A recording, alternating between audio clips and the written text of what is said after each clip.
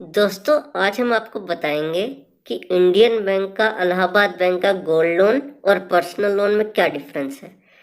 क्या rate of interest में difference है, क्या एलिजिबिलिटी में डिफरेंस है, क्या पेनल्टी में डिफरेंस है और कौन सा बेस्ट है, आपको ज़रूरत पड़ने पे कौन सा लेना चाहिए। चलिए स्टार्ट करते हैं। रेट ऑफ इंटरेस्ट देखिए, गोल्ड लोन का जो है 8 से 9% के बीच में है और पर्सनल लोन का 9 से 12%। तो ये साफ साफ समझ में आता है कि कौन सा लोन लेना चाहिए जब आपको ज़रूरत पड़े। तो अब देखते हैं कौन एलिजिबल है किसके लिए,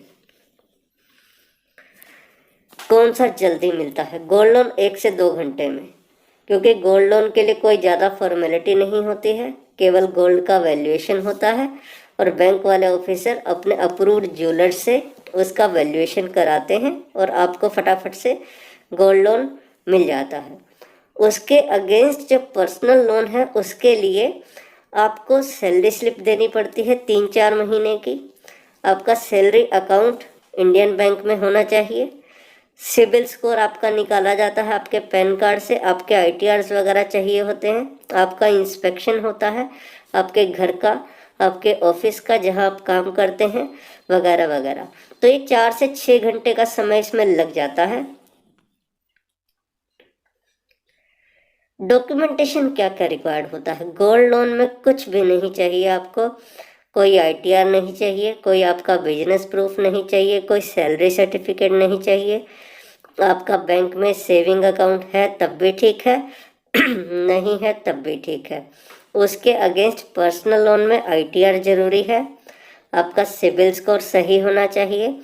आपका saving account, salary account bank में होना चाहिए, तभी आप एलिजिबल हैं। और सिबिल स्कोर अच्छा होना चाहिए, आपका कोई डिफॉल्ट नहीं होना चाहिए, तभी बैंक आपको पर्सनल लोन देगी। किसे मिल सकता है गोल्ड लोन? कोई भी ले सकता है। जिसके पास गोल्ड है, वो मालिक है गोल्ड का, वो गोल्ड लोन ले सकता है। उसके अगेंस्ट पर्सनल लोन जो है केवल और केवल सैलरीड पर्सन को ही मिलता है। जिसकी सैलरी इंडियन बैंक में आ रही है वही पर्सनल लोन ले सकता है। सबसे अहम बात है कि कितने समय में चुकाना होता है और कितने तरीके होते हैं लोन चुकाने के।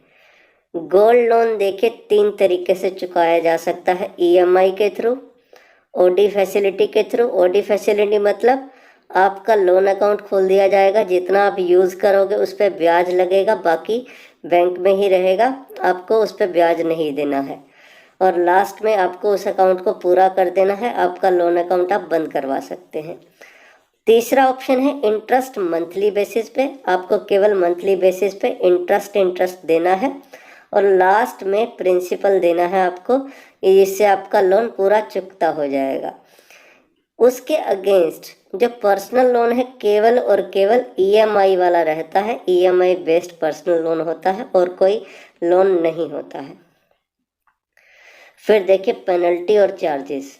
गोल्ड लोन में चार्जेस होते हैं केवल वैल्यूएशन के और 100 रुपये का स्टैम्प पेपर मान लीजिए। उसके अलावा और कोई चार्जेस नहीं है, कोई पेनल्टी नहीं होती है। आप अगर पहले से जमा कर देते हैं, फोरक्लोज कराना चाहते हैं, कोई भी पेनल्टी नहीं होती है।